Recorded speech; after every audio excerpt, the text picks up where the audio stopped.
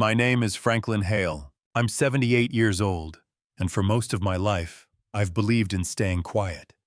Not out of fear, but because some things reveal themselves best in silence. I wasn't always like this.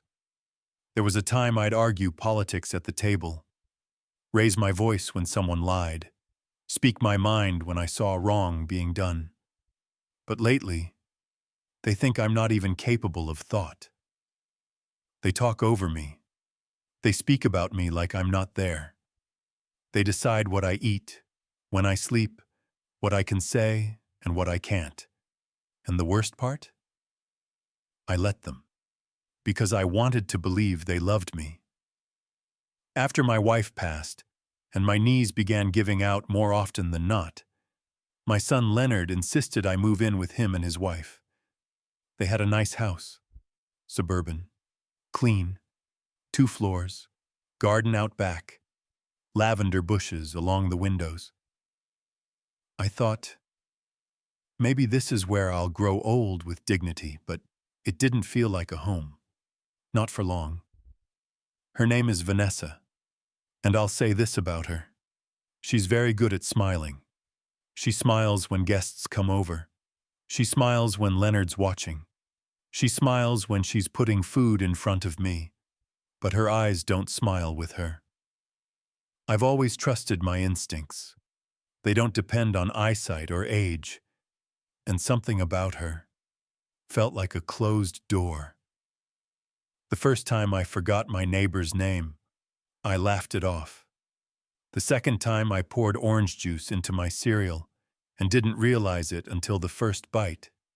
I blamed it on sleep. Then one day I got lost trying to find the bathroom in a house I'd been living in for 5 months. That was the first time I felt scared. He meant well. I could tell from his voice, but I also heard the concern. "Dad, I think it's time we talk about your memory." I nodded. What was I supposed to say?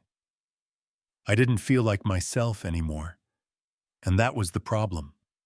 I knew who I was. I just didn't feel like I was living inside that man anymore. And every day, it got worse. That was the moment that broke me. Vanessa made a cake. Chocolate. Leonard gave me a book I already had. Even my grandson Lucas was there. Smiling, sweet kid. But when they said happy birthday, I smiled back, confused, because I didn't know what day it was, or how old I was. They laughed it off. I laughed too. But deep down, something was tearing loose. I wasn't falling into old age. I was falling apart. They started leaving brochures around the house. Memory clinics, assisted living facilities, elder guardianship services. They never said it outright, but the message was clear. He's slipping, and we need to take control before it's too late. Vanessa was especially careful, too careful. She began preparing all my meals. No more late-night snacks. No more making my own tea. "You just relax, Dad," she'd say. "I'll take care of everything."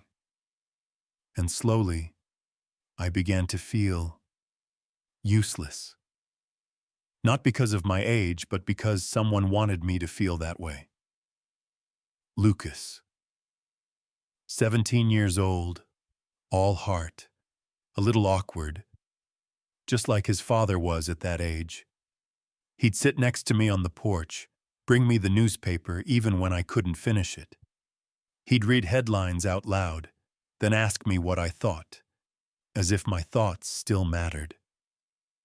He was my reason for staying silent, because even if the rest of the house had forgotten who I was, he hadn't. It was a Tuesday. Vanessa had made tomato soup, same as always. She made it too often. I wasn't hungry. I'd been feeling foggy all day, like the lights were on but no one was home. Lucas came home from school, dropped his backpack, and saw the untouched bowl in front of me. "Not eating, Grandpa?" "Not today." "Mind if I have it? I'm starving." I didn't think twice. I nodded. He picked up the spoon and finished it in 5 minutes. Vanessa walked into the kitchen just as he was placing the empty bowl in the sink. She froze, but only for half a second. "Oh, that was your grandfather's. But I suppose it's fine." She smiled, but something behind her eyes cracked. He had a headache, then nausea. He couldn't focus on his homework. He asked me the same question 3 times in 1 hour. "What day is it again, Grandpa?" His voice sounded far away, even though he was sitting right next to me. And that's when I realized it wasn't age that was taking me away. It was something else. Something in that soup. "Grandpa, have you been feeling weird after eating?" I didn't answer at first. Then I said, "I feel like I've been drifting, like I'm inside a tunnel and the light keeps moving farther away." He looked scared. "I think something's wrong. I think someone's doing this on purpose." I didn't know what to say, because part of me had wondered, part of me had suspected.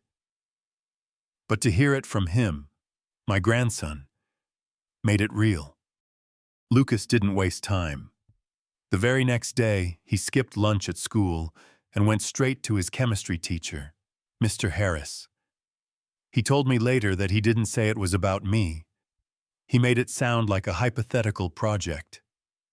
If someone was being drugged slowly, like through food, could we detect it? Mr. Harris looked concerned. He said it was possible, but their school lab didn't have the kind of equipment needed to test for trace pharmaceuticals. "You'd need a forensic toxicology lab," he said. "Real testing. GCMS, blood compatibility, chemical signature breakdown." Lucas nodded and thanked him. Then he went home and started researching on his own. Late that night, while the house was asleep, Lucas snuck into the kitchen. He opened the fridge, found the leftover soup from the night before, and carefully poured some into a small glass vial he'd taken from the school lab. Then he wrapped it in plastic, put it in a sandwich bag, and hid it inside a box of protein bars in his backpack. He told his dad, my son Leonard, that he was staying after school for a group project. Instead, he went to the bus station. Lucas had found a place online, EJ Forensic Toxicology Lab in Izmir, one of the few independent labs that accepted private food analysis submissions from across the country. It was hours away, but he didn't go there himself. He mailed the sample using a discreet parcel service, labeling it home-cooked soup, requesting analysis for potential neuroactive substances. He included his email and phone number. Then he waited. Vanessa kept smiling, but she started asking more questions. "Is Lucas okay? He's been quiet. Did you notice anything strange with him lately?" I told her he was fine, but inside I was afraid. Not for me anymore. For him. Because if she suspected he was investigating her, I didn't know what she might do. 3 days later, his phone rang in the middle of math class. He didn't answer, but he recognized the number. That night, after dinner, he locked himself in his room and called back. The man on the other end had a calm, professional voice. "We detected the presence of a prescription cholinesterase inhibitor, donepezil." "In English?" Lucas asked. "It's a drug used in the treatment of Alzheimer's, but given to a healthy individual, it can cause confusion, dizziness, short-term memory loss, even hallucinations." Lucas was silent. Then the man added, "This wasn't a trace amount. Someone dosed that soup with intent." He printed the report, brought it home, showed it to his father. Leonard read every word, twice. Then he shook his head. "This is insane. Are you trying to tell me your mother's been poisoning your grandfather?" Lucas didn't flinch. "No, Dad. I'm telling you she poisoned me too." Leonard stood in the living room, holding the printed lab report in his shaking hands. He wasn't angry, not yet. Just stunned. Like a man who had opened a door expecting to see his living room, but found a battlefield instead. "Your mother has cared for my father for almost 2 years," he said. "She makes his food, does his laundry, sits with him when I'm working." Lucas cut him off. "Exactly. And Grandpa started losing himself after she took over everything." Leonard's eyes filled with resistance. Not denial. Something worse. Disbelief soaked in guilt. "You don't know what you're saying, Lucas." "Dad, I do. And I can prove it." Lucas pulled out a second envelope. It held receipts. From the local pharmacy, several unprescribed purchases, donepezil, rivastigmine, galantamine, all under a fake name, all paid in cash. Lucas looked his father in the eyes. "These were found in Mom's coat pocket. I checked 3 times." He didn't speak, didn't blink, didn't defend. Because even if a man doesn't want to believe, some truths don't need permission to exist. And in that moment, the man I once raised, the man who'd always looked to me for answers, looked completely, utterly lost. I'd known something was wrong for a long time, but not why, not how. I thought it was age. I thought it was fate. Turns out, it was Vanessa. Not time, not God, not illness. It was her. That Sunday, Leonard asked her to sit at the dining table, me on one end, him at the other, Lucas standing in the doorway. Vanessa walked in, as calm as always, wearing that same practiced smile. "Is everything all right?" Leonard laid the lab report down in front of her. Then the receipts. Then the printed emails. Then the statement from the Izmir lab. Her smile twitched. For the first time, it cracked. "What is this?" she asked. "Soup," Leonard said coldly. "The one you made for my father, and the one Lucas ate by mistake." She froze, then scoffed. "You think That's ridiculous. Who would do something like that?" "Someone who needed Franklin declared mentally incompetent," Lucas answered. Silence. Long, sharp, unforgiving. Then Vanessa's voice dropped. "You all just love your little drama, don't you?" Leonard didn't answer. He slid the divorce papers across the table. Vanessa stared at the papers, not trembling, not begging, just empty. As if the mask she'd worn for years had finally dissolved, and now there was nothing behind it. "So this is it?" she whispered. "You believe them over me?" Leonard's voice was barely audible. "I believe the test results. I believe the receipts. I believe the changes in my father. And I believe my son. The only one who saw what I refused to." She didn't argue, didn't cry, didn't scream. She just stood up and walked away.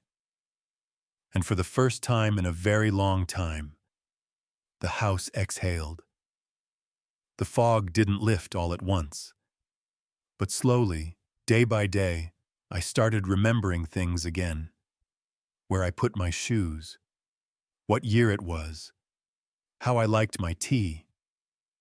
But the clearest thing I remembered was this. Lucas saved me. Leonard didn't just feel guilty, he felt broken. Dad, how could I not see it? How could I let her do that to you? I didn't say what I was thinking. Because you were tired. Because it was easier to believe I was fading than to admit your wife was cruel. Instead, I just said, you see it now. That's what matters. Because I wasn't angry. I was awake. He never left my side. He cooked for me, sat with me, walked with me, read to me when I couldn't focus, listened when I needed to remember who I was. Sometimes I'd look at him, and tears would come without warning. You were my eyes, I told him once. When I couldn't see, not because of age, but because someone covered the light. You were the one who found the switch. He smiled. You don't need eyes, Grandpa, he said. You've always seen more than the rest of us. I could have. Vanessa's crimes were real and provable, but I'd already lost too much time. I didn't want the rest of my days tied up in courtrooms and headlines. I wanted peace. So instead, we filed a civil protection order. Vanessa was legally barred from contacting me or Lucas, and Leonard, he filed for divorce the following week. They say memory loss is like a book with missing pages, but they never tell you what it feels like to reread your life after the pages are returned, and realize someone tried to burn the whole book. I've been relearning everything. How to live, how to trust, how to speak without fear. Some evenings we sit on the back porch. He reads. I listen. He tells me about university plans, about studying medicine, about becoming someone who helps people who can't help themselves. And sometimes, I catch myself smiling, not out of happiness, but out of disbelief. Because even though someone tried to erase me, my grandson wrote me back into the world.